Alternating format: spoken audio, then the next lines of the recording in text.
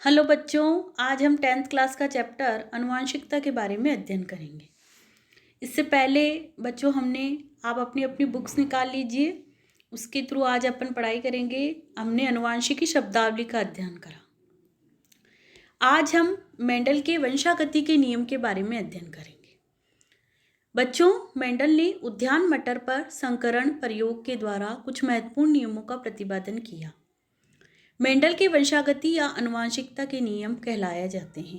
ये नियम क्या क्या हैं, इसके बारे में आज अपन अध्ययन करेंगे। बच्चों, पहला नियम है प्रभाविता का नियम, दूसरा है पृथक्करण का नियम या युग्मकों की शुद्धता का नियम, तीसरा नियम है स्वतंत्र अभ्युन का नियम। तो 3 नियम है। पहला नियम क्या है? प्रभाविता का नियम। दूसरा नियम क्या है? पृथक्करण का नियम या युग्मकों की शुद्धता का नियम। तीसरा है स्वतंत्र अभ्युन का नियम। तो प्रभाविता के नियम की बात करें अपन, ये नियम मेंडल द्वारा प्रतिपादित एक संकरण के परिणामों पर आधारित था। इस नियम के अनुसार जब एक लक्षण के लिए विपर्यासी समयुग्मसी पादपों में संकरण कराया जाता है। अब यहाँ पर एक शब्द आया है, जब एक लक्षण के लिए एक करैक्टर कौन सा होगा? या तो अपन लंबापन बोनापन एक करैक्टर है, या फिर पीला और हरा होना, या झुर्रीदार और गोल होना, ये सब क्या है? एक एक करैक्टर है। अगर उस एक करैक्टर को लिया, ठीक है, उस एक करैक्टर को लेकर हम समयुग्मसी पादप यानी कि या तो कैपिटल टी होंगे या केवल स्मॉल टी होंगे। अगर कैपिटल टी होंगे तो वो भी क्या है? समयुग्मसी है। और दोनों ही स्मॉल टी हैं तो वो भी क्या है? समयुग्मसी। अगर उसमें एक कैपिटल टी और एक स्मॉल टी होता तो वो कैसे पादप होते? विषम युग्मी। लेकिन अब भी अपन किसकी बात कर रहे हैं? समयुग्मसी पादपों की बात कर रहे हैं। तो लक्षण के लिए विपर्यासी समयुग्मसी पादपों में संकरण कराया जाता है तो वह लक्षण जो अफन पीढ़ी में अपनी अभिव्यक्ति दर्शाता है वह प्रभावी कहलाता है, और वह लक्षण जो अफन पीढ़ी में अपनी अभिव्यक्ति नहीं दर्शाता है उसे अप्रभावी कहते हैं। यानी कि दोनों के बीच में हमने संकरण कराया, भाई एक कैपिटल टी ले लिया, इधर तो एक स्मॉल टी ले लिया, दोनों में संकरण करवाया, तो उसमें केवल प्रभावी लक्षण जो होगा वो ही अफन पीढ़ी, जो अफन पीढ़ी आएगी, दोनों के संकरण करने से एक नए पादप उत्पन्न होंगे, वो अफन पीढ़ी आएगी, उसमें केवल प्रभावी लक्षण ही प्रकट होंगे और वो प्रभावी कहलाएंगे। और वह लक्षण जो अफन पीढ़ी में प्रकट नहीं होते हैं वो क्या कहलाते हैं? अप्रभावी कहलाएंगे।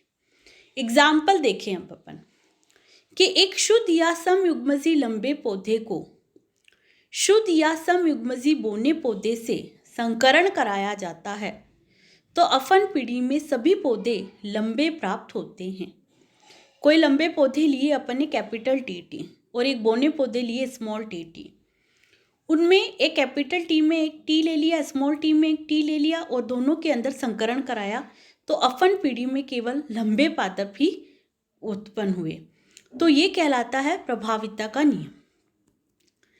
तो प्रभाविता का नियम क्या कहलाता है कि कैपिटल टी लो, स्मॉल टी लो, उनमें संकरण करवाया तो संकर लंबे पादप उत्पन्न हुए।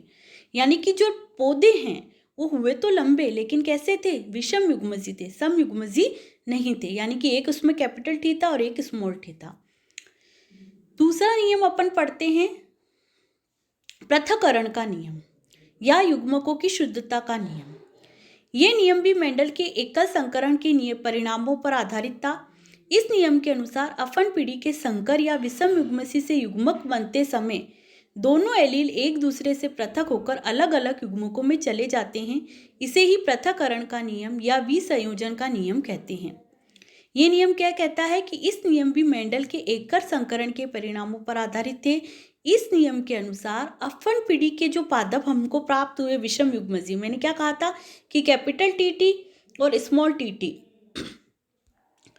को अपन ने करवाया, कैपिटल टी और स्मॉल टी के अंदर संकरण करवाया तो हमें क्या प्राप्त हुए? विषम युग्मसी पादप प्राप्त हुए ना।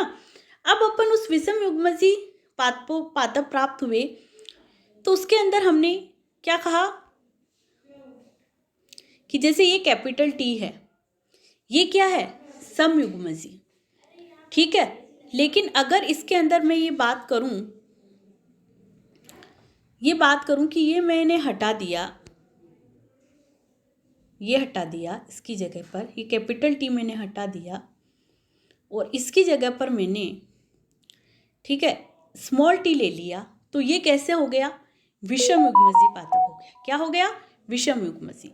तो ये क्या कह रहा है, ये अपने को कह रहा है कि भाई अपने को क्या कह रहा है ये कि एक विषम युग्मजी पादप लें, अपन पीढ़ी से हमको क्या प्राप्त हुए, ये विषम युग्मजी प्राप्त हुए, और अब इस विषम युग्मजी का हम संकरण कराएं आपस में, तो जो हमें पादप प्राप्त होते हैं वो किस नियम के अनुसार प्राप्त होंगे, पृथक्करण का नियम या युग्मकों की शुद्धता के नियम के अनुसार प्राप्त होंगे।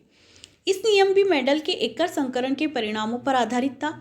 इस नियम के अनुसार अफन पीढ़ी के संकर या विषम युग्मजी से युग्मक बनते समय दोनों एलील जो होते हैं वो एक दूसरे से सेपरेट होकर अलग अलग युग्मकों में चले जाते हैं, और इसे ही पृथक्करण का नियम या विसंयोजन का नियम कहते हैं।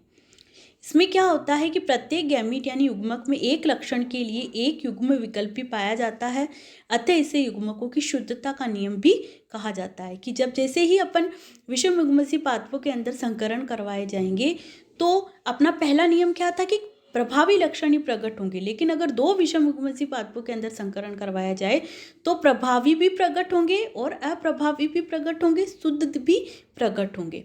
ऐसा ही अपन एक एग्जाम्पल लेते हैं, आपकी बुक में ध्यान से देखो कि एक एग्जाम्पल दे रखा है कि लंबे पादप लिए हैं टी और एक बौने पादप लिए हैं स्मॉल टी।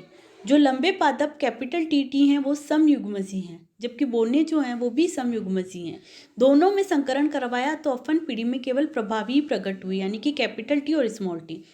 अब कैपिटल टी और स्मॉल टी इन दोनों के अंदर संकरण करवाया तो क्या प्राप्त हुए कि एक तो टी प्राप्त हुआ।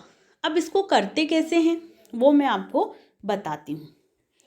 देखो बच्चों, जैसे अपन कोई मल्टीप्लिकेशन करते हैं, पहले एक बोर्ड बना लेते हैं इस तरीके का, ठीक है। अब अपने के पास में कितने गैमीट हैं, जैसे अपन ने दो लिए, ये लिए अपन ने एक टी, ये स्मॉल टी, फिर इसका करवाया अपन ने एक टी और ये स्मॉल टी करवाया। अब कितने हो गए, 1 2 3 4 हो गए। तो 4 ही अपन इसके अंदर ब्रैकेट बना लेते हैं, ठीक है, बना लिया ब्रैकेट। अब इनको हटाओ, अब ये तो अपन ने लिए हैं, ठीक है, तो अपन क्या करेंगे, ये तो अपन ने लिए हैं तो अपन क्या करेंगे, ये टी स्मॉल टी का अपन मल्टीप्लिकेशन कराएंगे इस कैपिटल टी और एक स्मॉल टी से। अब आप इसको ध्यान से देखो, इस कैपिटल टी और इस कैपिटल टी में मल्टीप्लिकेशन क्या होगा तो क्या आएगा, टी, ठीक है। इस कैपिटल टी और इस स्मॉल टी में मल्टीप्लिकेशन होगा तो क्या आएगा, कैपिटल टी और स्मॉल टी।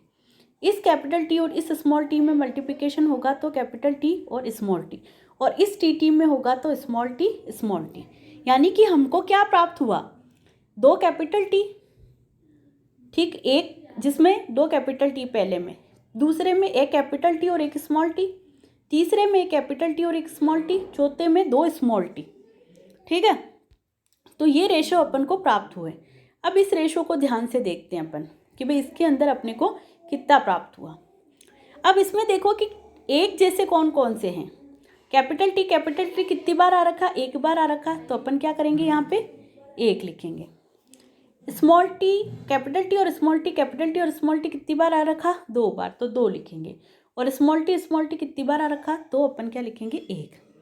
लेकिन अगर अपन, ये तो क्या हो गया इसका जीनोटाइप, अगर फिनोटाइप की बात करें कि बाहरी तौर से कितने लंबे और कितने बौने हैं, तो ये भी शुद्ध लंबा है, ये दो अशुद्ध लंबे हैं और एक शुद्ध लंबा है, यानी कि अपने पास में क्या आ गया, 3:1, यानी कि क्या प्राप्त हो गया, 3:1, यानी कि 3 तो लंबे और एक बौना। और इसके अंदर जो है वो एक लंबा, दो अपने को शुद्ध इसके अंदर दो, एक तो शुद्ध लंबा, दो अशुद्ध लंबे और एक शुद्ध बौना, और इसमें 3 लंबे और एक बौना। तो जो बाहरी करैक्टर को प्रदर्शित करते हैं उनको फिनोटाइप, और जो इंटरनल करैक्टर को प्रदर्शित कर रहे हैं उनको जीनोटाइप कहा जाता है। तो फिनोटाइप की बात करें तो इसके अंदर 3:1 तो क्या हो गए, फिनोटाइप, और 1:2:1 इज इक्वल टू क्या हो गया, जीनोटाइप हो गया। तो ये अपन बात करें, ठीक है, और मुझे पता है कि आपको समझ में आ गया होगा।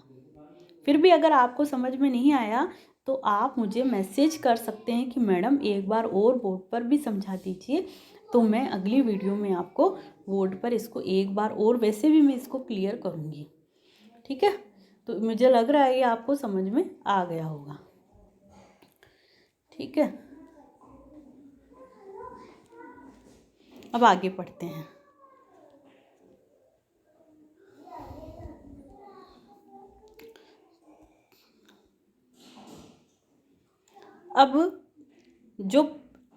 अब इसको एग्जाम्पल को एक बार पढ़ लेते हैं। यदि समयुग्मजी लंबे तथा समयुग्मजी बोने पौधे में संकरण करवाया जाता है तो अपन पीढ़ी में सभी संकर पौधे प्राप्त या विषम युग्मजी पौधे प्राप्त होते हैं। विषम युग्मजी में दोनों युग्म विकल्पी साथ साथ रहते हुए भी एक दूसरे से सदूषित नहीं होते, यानी कि मिश्रित नहीं होते हैं।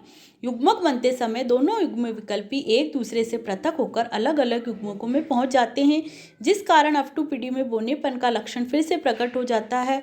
अफ्टू पीढ़ी का लक्षण पारूप अनुपात तथा जीन पारूप अनुपात इस प्रकार प्राप्त होता है कि जो लक्षण पारूप होता है वो 3:1 और जीन पारूप जो होता है 1:2:1 प्राप्त होता है। ठीक है, संकर पूर्वज संकरण। यदि अपन पीढ़ी के पौधों का संकरण दोनों जनकों में टी या स्मॉल टी में से किसी एक के साथ किया जाता है तो इसे संकर पूर्व संकरण कहते हैं, यानी बैकक्रॉस कहा जाता है। यानी कैपिटल टी और स्मॉल टी के पौधों का संकरण दोनों जनकों में से, ये तो मैंने आपको पहले ही बता दिया कि अगर टी या स्मॉल टी में से किसी एक के साथ किया जाए तो उसे क्या कहते हैं, बैक क्रॉस, और अगर स्मॉल के साथ किया जाए तो उसको टेस्ट क्रॉस।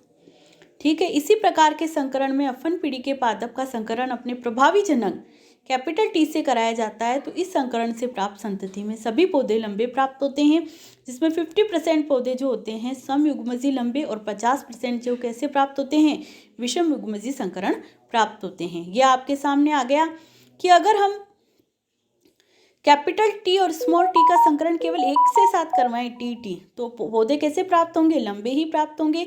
और जीनोटाइप देखा जाए कि भाई इंटरनल रूप से कौन से शुद्ध है और कौन से अशुद्ध है, तो 50% तो क्या होंगे, शुद्ध होंगे, और 50% क्या होंगे, अशुद्ध होंगे। तो बच्चों मुझे लग रहा है कि आपको समझ में आया होगा। आज प्रभाविता का नियम और स्वतंत्र अपयून का नियम अपन ने पढ़ा। ठीक है बच्चों, धन्यवाद।